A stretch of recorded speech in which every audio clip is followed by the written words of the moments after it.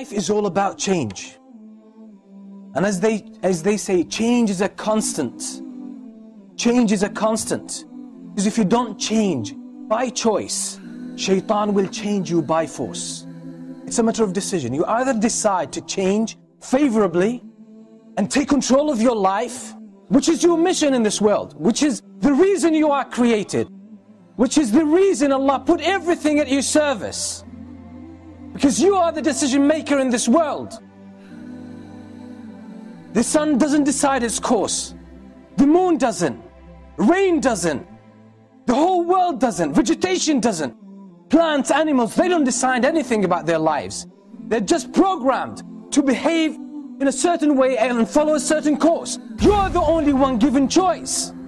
The angels don't decide. They just follow the instructions. You, human beings, and the jinn are the only ones who are given choice. And these are the only two sources where corruption comes about. Because they make the wrong decisions.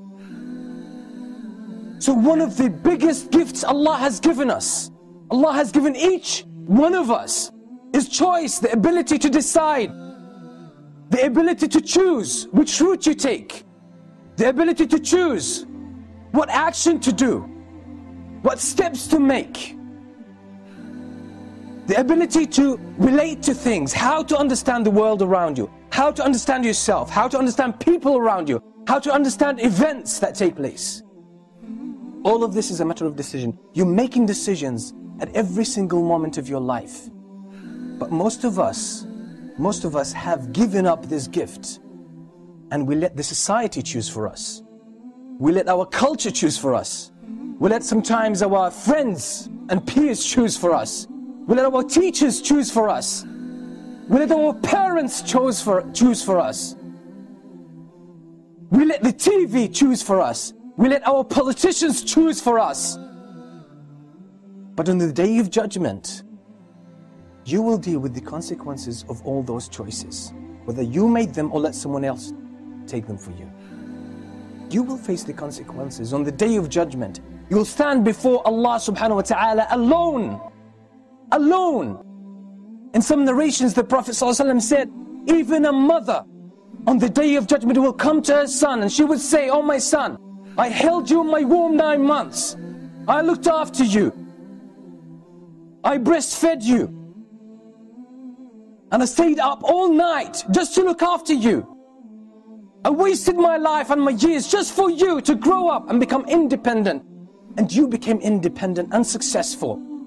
Now all what I want from you, that's on the day of judgment. My son, she tries to draw his heart nearer by mentioning everything she did for him.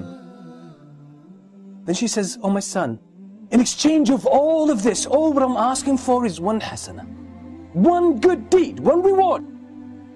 Just give me one reward from your records so I can be saved from the hellfire. I just can secure a position or a place in paradise. That's all what I'm asking of you. You know what? That son, with all his respect and love for his mother, he says, Mom, with all respect, I'm paraphrasing by the way, the hasana you're asking for, I'm more in need of it than anyone else. Some other time, Mom. Some other time. On that day you will stand before Allah subhanahu wa ta'ala alone, and you will be asked about every single decision. The woman passing down the street that you looked at and you kept staring at will be brought to you live, you could see it. The moment you were alone and did something wrong, the moment you took some haram money that doesn't belong to you, the moment you dealt with riba, the moment you were backbiting someone or slandering someone, that moment, just before that moment, you had the ability to make a decision, either to engage in a sin or give it up and leave it. But you made the wrong decision, and it will come to you that moment. It will be placed and it will be manifested in front of your eyes.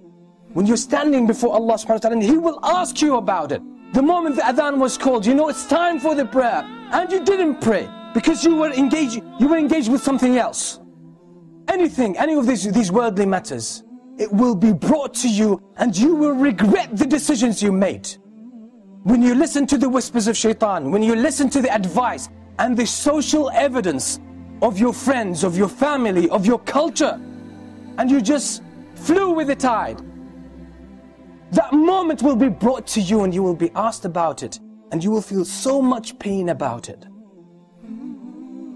The first moment of pain you'll start to feel is the moment the angels come to you and start dragging your soul out of your body.